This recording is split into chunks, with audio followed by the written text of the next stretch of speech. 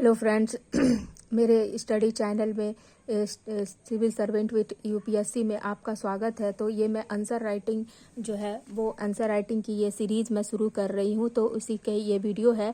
तो ये क्वेश्चन जो है वो 2013 में यूपीएससी ने पूछा था कि भारत में अधिकांश बेरोजगारी जो है संरचनात्मक प्रकृति की होती है। देश में बेरोजगारी को की गणना के लिए अपनाई गई पद्धति की जांच की और सुरक्षा के लिए क्या किया जा सकता है, मतलब सुधार के लिए सुझाव। तो उसी के ऊपर ये क्वेश्चन है। तो उसका जो है वो मैंने आंसर राइटिंग जो है किस तरह फ्रेम किया था, मतलब ये जो है उसी का आंसर राइटिंग है। तो आप मतलब 125 या फिर 150 या 225 शब्दों में पूछा जाता है। तो आप इस तरह का जो है A4 साइज की कॉपी में अगर इस आंसर राइटिंग को आप लिख लेते हैं और इसको बार बार आप प्रैक्टिस करते हैं तो एग्जाम के लिए आपका बेरोजगारी से रिलेटेड कोई भी क्वेश्चन आने पर इसको आप बहुत आराम से लिख सकते हैं। और साथ ही जो करंट में थोड़ा बहुत डाटा रहता है उसको भी आप इसमें ऐड कर सकते हैं। लेकिन आपके लिए एक मतलब अच्छा बेरोजगारी से रिलेटेड एक फ्रेम क्वेश्चन जो है वो आपका बन जाएगा। तो आप इसको मतलब अपने को मतलब ये नोट्स है, ठीक है। तो आप इसको जो है वो फॉलो करके अपना आंसर राइटिंग प्रैक्टिस कर सकते हैं। तो पहला है कि यहाँ पर बेरोजगारी पूछा हुआ है, लेकिन बेरोजगारी में क्या है, संरचनात्मक बेरोजगारी के बारे में पूछा है। तो एक पहले तो हम लोगों को थोड़ा डिटेल में बताना होगा कि एक अनैच्छिक बेरोजगारी है, मतलब संरचनात्मक बेरोजगारी क्या होता है। एक अनैच्छिक बेरोजगारी है जो कि अर्थव्यवस्था में संरचनात्मक परिवर्तन के कारण होती है। संरचनात्मक मतलब हम लोग का जब अर्थव्यवस्था में किसी भी तरह का स्ट्रक्चर में चेंज आता है तो उसके कारण जो बेरोजगारी उत्पन्न होता है, ठीक है। जैसे कि अर्थव्यवस्था हम लोग का इकोनॉमी जिस तरह से चलते रहता है, मान लीजिए जो पैटर्न में है उसमें अगर कोई भी चेंज होता है तो उसकी वजह से जो बेरोजगारी पैदा होता है उसी को बोला जाता है संरचनात्मक, मतलब संरचनात्मक बेरोजगारी, ठीक है। जब एक नई तकनीक, जैसे कि एक नई तकनीक है या फिर उद्योग का विकास या जनसंख्या के पास मौजूद कौशल हो, स्किल नहीं हो और बाजार में उपलब्ध नौकरी में सुमेल का अभाव होता है। तो ये जो मैंने हेड की मतलब यहाँ पर जो अंडरलाइन किया है इसको भी आप अपने जो हम लोग भूमिका लिखते हैं तो भूमिका में आप मतलब संरचनात्मक बेरोजगारी ऐसे मैंने समझाने के लिए यहाँ पर लिखा है। लेकिन जब मेन आंसर राइटिंग आप जब एग्जाम में लिखेंगे तो आपको ये यहाँ पर ऐसे हेडिंग नहीं डालना है, बस आप यहीं से ऐसे लिख सकते हैं कि एक अनैच्छिक मतलब संरचनात्मक बेरोजगारी एक अनैच्छिक बेरोजगारी है। इसको आप ये लाइन हटा दीजिएगा और ये पूरा एक मतलब पैराग्राफ में आ जाएगा आपका, ठीक है। तो जब एक नई तकनीक उद्योग का विकास या जनसंख्या के पास मौजूदा कौशल, जैसे हम लोगों के पास क्या है, देश में मान लीजिए कि 100 आदमी है और 100 आदमी के पास अगर मान लीजिए कि वो स्किल नहीं है, जो स्किल का डिमांड है मार्केट में, जैसे मान लीजिए अभी एआई का बहुत ज़्यादा यूज़ किया जाता है, टेक्नोलॉजी का यूज़ किया जाता है अभी बहुत सारे जगहों पे। तो अगर उसका नॉलेज नहीं है या कंप्यूटर का नॉलेज नहीं है और उसका डिमांड है हम लोगों के देश में किसी भी काम में, तो वहाँ पर क्या हो रहा है कि उन लोगों को निकाल दिया जाएगा। जिसके पास ये स्किल रहेगा उनको ले लिया जाएगा। तो इसी को बोला जाता है संरचनात्मक बेरोजगारी, ठीक है। तो नौकरी से सुमेल नहीं, मतलब नौकरी का जो डिमांड है उससे अगर जनसंख्या के पास जो स्किल है और नौकरी का जो डिमांड है दोनों में सुमेल नहीं, मतलब दोनों में आपस में जब मेल नहीं होता है तो उसी को संरचनात्मक बेरोजगारी बोला जाता है। अब देखिए मैं थोड़ा इसलिए समझा रही हूँ क्योंकि बहुत सारे मतलब जो मेरे मतलब देख रहे होंगे स्टूडेंट ऐसे भी होंगे जिनको पता ही नहीं है कि संरचनात्मक बेरोजगारी क्या है। अगर आपसे सिर्फ बेरोजगारी पूछता है तो भी आप इसी को लिख सकते हैं, ठीक है। थोड़ा सा इधर उधर वर्ड का चेंज कर दीजिएगा कि बेरोजगारी अर्थव्यवस्था में परिवर्तन के कारण होती है, बस यहाँ पे आपको संरचना हटा देना है।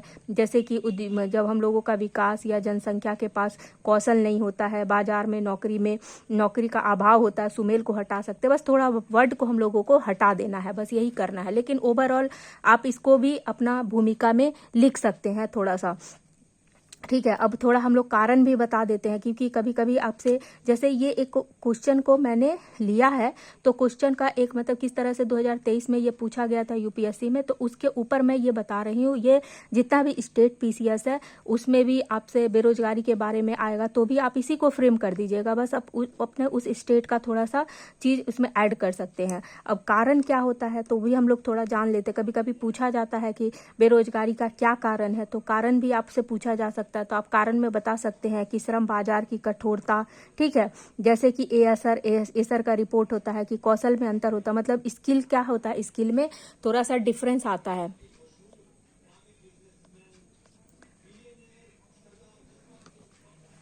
ठीक है, कौशल में अंतर है।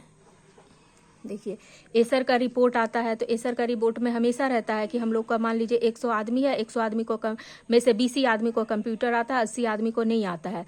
मतलब 120 आदमी को आता है कंप्यूटर और 80 आदमी को नहीं आता। तो उस समय क्या होगा, ये 80 आदमी निकल जाएंगे, लेकिन काम तो इनको भी चाहिए था। तो 20 आदमी को रोजगार मिलेगा, 80 आदमी बेरोजगार हो जाएंगे। तो ज़्यादा जनसंख्या किसका हो गया, बेरोजगारी का, क्योंकि उनके पास स्किल नहीं होता है। तो एसर का रिपोर्ट निकलता है ना कि स्किल का मतलब कमी होता है लोगों में, इसके कारण। उसके बाद भौगोलिक कारण होता है। भौगोलिक कारण में क्या क्या है, जैसे कि बेंगलोर हो गया, मुंबई हो गया, ये सब जगह पे क्या है भौगोलिक कारण। जैसे यहाँ पर क्या है, तकनीक का डिमांड ज़्यादा है, तो यहाँ पर लोग ज़्यादा तकनीक मतलब टेक्नोलॉजी का नॉलेज ज़्यादा है। मुंबई में टेक्नोलॉजी का नॉलेज ज़्यादा है।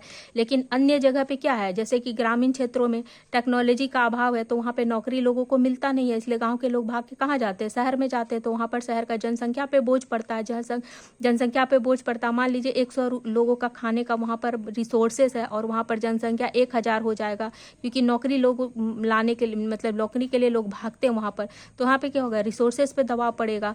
तो इस तरह से होता है। फिर वो लोग छोटा मोटा काम खोजते हैं, झुग्गी झोपड़ी में रहते हैं, तो ये मतलब स्लम एरिया में रहते हैं, तो स्लम एरिया का डेवलपमेंट होता है। मतलब सब कुछ एक दूसरे से रिलेटेड है, ठीक है। उसके बाद है कृषि पर निर्भरता। उसके बाद अगर हम लोगों का क्या होता है, बेरोजगारी का और क्या कारण होता है कि मान लीजिए जैसे कि छुपी बेरोजगारी में हम लोग क्या करते हैं कि मतलब एक खेत है तो खेत में 5 ही लोगों का जरूरत है, लेकिन मतलब 2 लोग काम करेंगे तो भी मान लीजिए कि 100 रुपया का इनकम हो जाएगा खेत से, लेकिन वहां पर 5 लोग लग के भी बिना मतलब का 100 रुपया कमा रहे हैं, मतलब 100 रुपया का उपज कर रहे हैं। तो यहाँ पे 3 लोग एक्स्ट्रा काम कर रहे हैं, तो कृषि पर निर्भरता ज्यादा रहता है, इसके कारण भी बेरोजगारी आता है, ठीक है।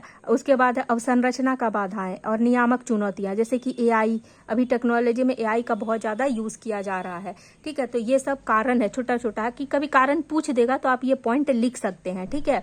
एसर का रिपोर्ट आता है। मैं थोड़ा डिटेल में आप लोगों को इसलिए समझा रही हूँ कि आप लोगों को पूरा डिटेलिंग अगर पता रहेगा, दिमाग में कॉन्सेप्ट अच्छे से क्लियर रहेगा, तो आप मतलब अच्छे से कर पाएंगे। तो आप कारण पूछने पर पॉइंट मतलब इसीलिए मैंने थोड़ा हेडिंग करके किया है कि जैसे कि संरचना, मतलब इसको अगर आप पढ़ लेते हैं तो कोई भी एक अच्छा आंसर आप फ्रेम कर सकते हैं। उसके बाद बेरोजगारी की गणना के लिए अपनाई गई पद्धतियां।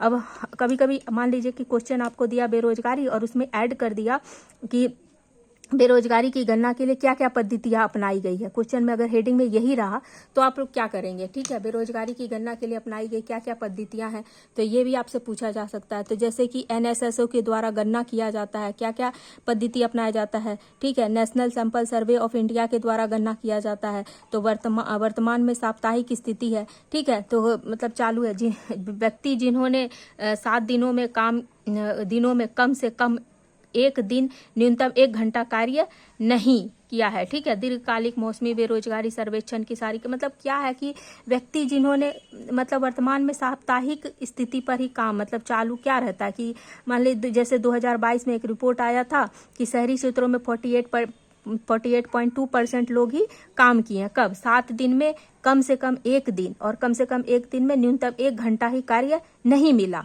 ऐसे बहुत सारे लोग हैं। तो एक सर्वेक्षण आया था 2022 में जिसमें बताया गया कि 48.2% लोग शहर में ऐसे थे जिनको 7 दिन में 1 दिन भी 1 घंटा भी कार्य नहीं किए, ठीक है। तो यही था रिपोर्ट, एनएसएसओ का गणना में ये निकाला जाता है, ठीक है।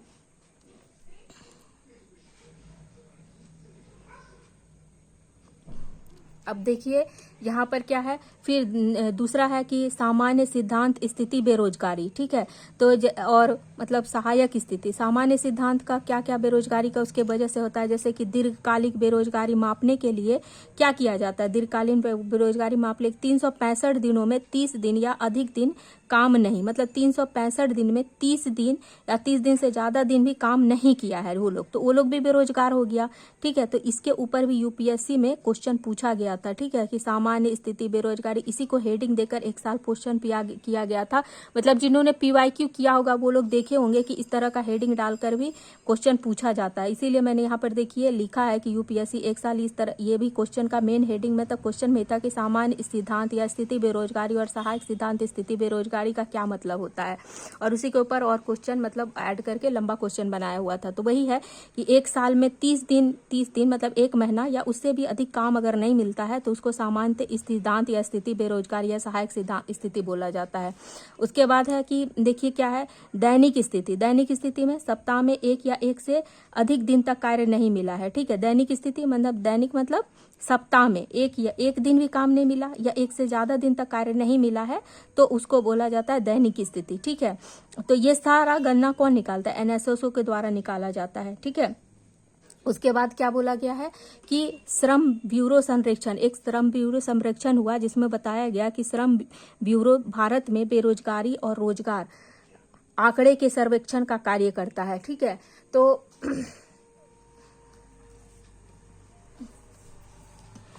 उदाहरण के लिए अखिल भारतीय त्रैमासिक स्थापना आधारित रोजगार सर्वेक्षण जो ये एक साल आया था ये रिपोर्ट, तो अभी इसको आप मतलब ऐड करिएगा अपने आंसर राइटिंग। मतलब ये एक तो रिपोर्ट है, ये निकालता है, इसके ऊपर है। तो आप इस तरह से बता सकते हैं कि पहले बेरोजगारी का क्या कारण है, फिर बेरोजगारी क्या होता है। ठीक है, उसके बाद है श्रम ब्यूरो संरक्षण में एक बार इस तरह से स्थिति दिया हुआ था। उसके बाद है आगे का राह। ठीक है, तो आगे का राह में आप क्या लिख सकते हैं कि सर्वेक्षण की आवृत्ति में वृद्धि। आगे का राह में हम लोग क्या बता सकते हैं, मैंने वे फॉरवर्ड हम लोग क्या बता सकते हैं कि सर्वेक्षण जो होता है उसको बार बार किया जाए, रिपीटेशन मतलब उसका फ्रीक्वेंसी को बढ़ा दिया जाए। ठीक है, रोजगार को बेहतर समझ हो। ठीक है, कृषि का मतलब अगर मान लीजिए कि 3 साल में एक बार सर्वेक्षण होगा तो हम लोगों को पता चलेगा कि कितने लोग बेरोजगार है, फिर बेरोजगारी क्यों हो रहा है, क्या कारण है, वो हम लोग को निकलता है 3 साल बाद। तो 3 साल तक तो लोगों को किसी को कोई कुछ करेगा ही नहीं, गवर्नमेंट, स्टेट गवर्नमेंट या सेंट्रल गवर्नमेंट कुछ करेगा ही नहीं बेरोजगारी दूर करने के लिए, या फिर लोग खुद भी कुछ नहीं करेंगे। लेकिन सर्वेक्षण मान लीजिए हर 6 महीने पे होगा, अब पता चलेगा कि 100 लोगों में से 20 लोग ही काम कर रहे हैं, 80 लोग बेरोजगार हैं, तो उसके लिए कुछ पॉलिसी बनाया जाएगा, लोग मतलब डिमांड किया जाएगा, पॉलिसी बनाया जाएगा, बार बार लोग उसके ऊपर मतलब बताएंगे, बोलेंगे, लोग ऑब्जेक्शन करेंगे। ठीक है, तो पता चलेगा कि हाँ इतने लोग बेरोजगार है, इतने लोगों को सर्वेक्षण होगा तभी तो पता चलेगा। लेकिन सर्वेक्षण ही नहीं होगा, 3 साल 4 साल 5 साल में एक बार सर्वेक्षण होगा तो कैसे पता चलेगा। तो उसी को बोला गया है कि सर्वेक्षण की आवृत्ति में वृद्धि करना है ताकि रोजगार को बेहतर समझ हो सके कि मतलब क्या रोजगार, किस तरह का रोजगार मिल रहा है, कितने लोग बेरोजगार है, किस तरह का बेरोजगारी है। मतलब बेरोजगारी में भी बहुत तरह तरह का बेरोजगारी होता है।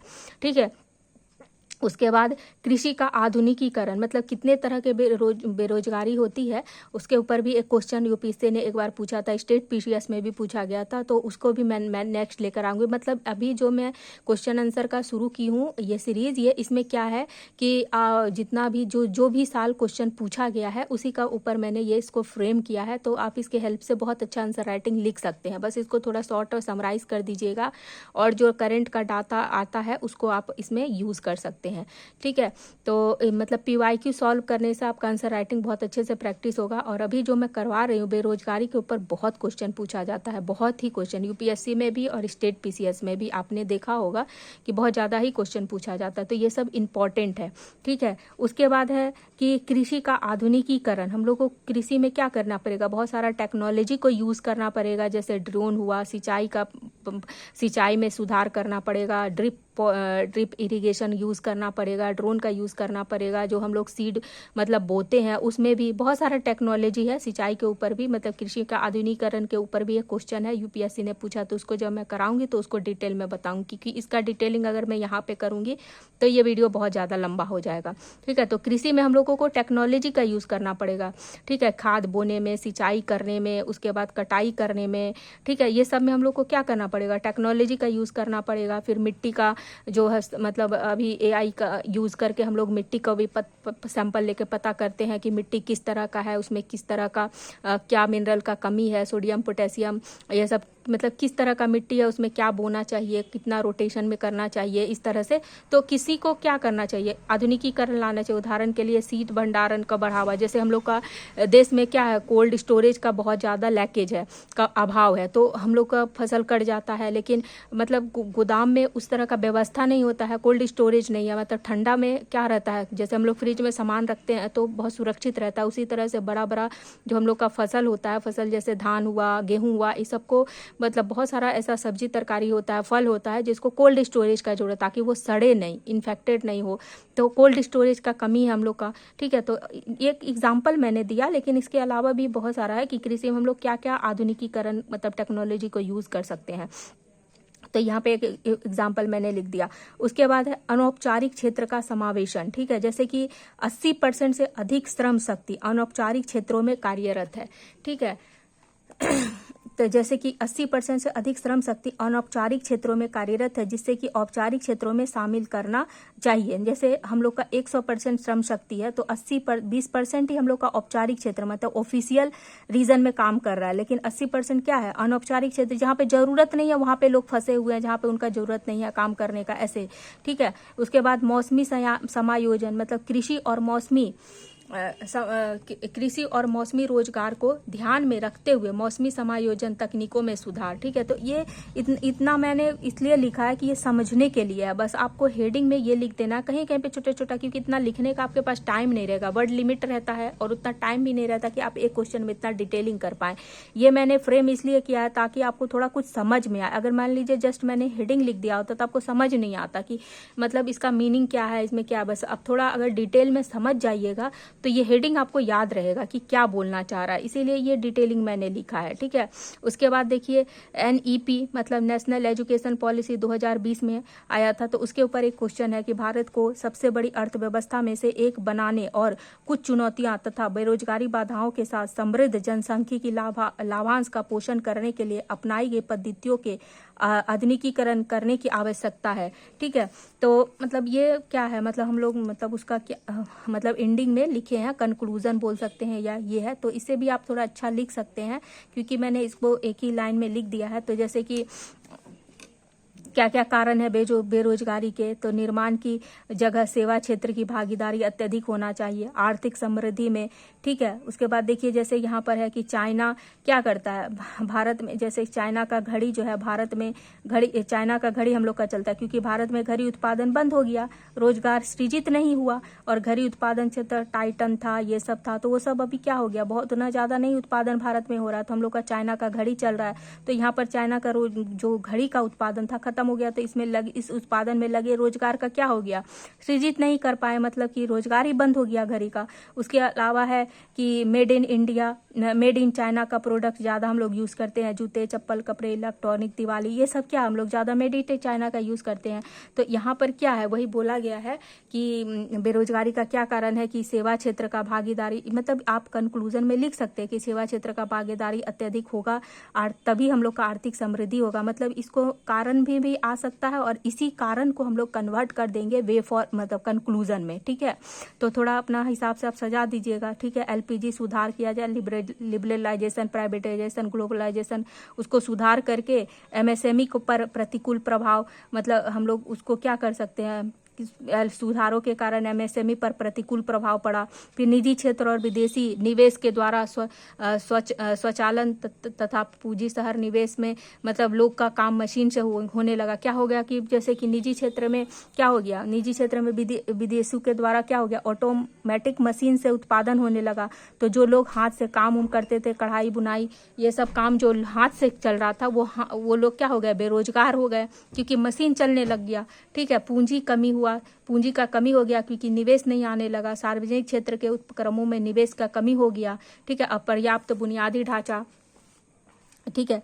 तो ये सब है। उसके बाद शिक्षा का कमी है, रोजगार नीति, बढ़ती जनसंख्या, ये सब क्या है कारण में आ जाता है, ठीक है। जैसे अटल ट्विंगलिंग लैब स्कूलों में हम लोग को, उसके बाद हम लोग यहाँ पे ऐड कर सकते हैं वे फॉरवर्ड में कंक्लूजन में कि अटल ट्विंगलिंग लैब है स्कूलों में ताकि स्किल को प्रोत्साहित किया जा सके, मतलब सरकार क्या क्या किया है, गवर्नमेंट का क्या क्या सपोर्ट है, तो इनिशिएटिव में हम लोग लिख सकते हैं थोड़ा सा ये किया गया है। उसके बाद भी व्यावसायिक शिक्षा का प्रशिक्षण जैसे कि नेशनल एजुकेशन पॉलिसी 2020 में बोला गया था कि हम लोगों को क्या किया जाए, देश का युवाओं को बिजनेस से रिलेटेड एजुकेशन दिया जाए, स्किल दिया जाए, शिक्षा दिया जाए। भौगोलिक सब्सिडी मतलब जहां पर मान लीजिए कहाँ पहाड़ है पर्वत है वहां पर भौगोलिक स्थिति अच्छा नहीं है, मैदान ज्यादा है, वहां पर ज्यादा खेती बाड़ी नहीं हो सकता, वहां पर लोग जनसंख्या ज्यादा है, तो भौगोलिक स्थिति के अनुसार भी उनको थोड़ा सा मतलब सपोर्ट किया जाए। उसके बाद लेबर लॉ को लचीलापन लाया जाए, ठीक है। दीर्घकालीन बेरोजगारी के लिए रोजगार सब्सिडी दिया जाए। शुगर फैक्ट्री जैसे गन्ना कचरा गांव का युवा किसानों को फर्टिलाइजेशन ये सब किया जाए। तो ये सब करके हम लोग क्या कर सकते हैं, मतलब एक आंसर लिखने के लिए आप मतलब ये इसको आप कंक्लूजन में डाल सकते हैं, कारण में, इस तरह से आप मतलब मैंने आपको मटेरियल दे दिया, आप इसको सजा सकते हैं। इसके अलावा बहुत सारा आंसर जो है मैंने फ्रेम भी किया है, और गवर्नमेंट का क्या क्या इनिशिएटिव है आप इसको भी लिख सकते हैं। इस तरह से है। उसके बाद देखिए नेक्स्ट क्वेश्चन है, यूपीएससी में ही पूछा गया था, ये 2023 का क्वेश्चन है, यूपीएससी में पूछा गया था। पेपर 2000 यूपीएससी में 2023 में पूछा गया था केयर इकोनॉमी से। तो इसको मैं थोड़ा बाद में करवाऊंगी, ठीक है। तो इसके ऊपर भी मैंने आंसर राइटिंग फ्रेम किया है कि क्या है केयर इकोनॉमी, फिर गवर्नमेंट का क्या इनिशिएटिव है, फिर उसको हम लोग मतलब किस तरह से इकोनॉमिक का है ये। तो फिर नेक्स्ट मतलब वीडियो में मैं इसका आंसर करवाऊंगी।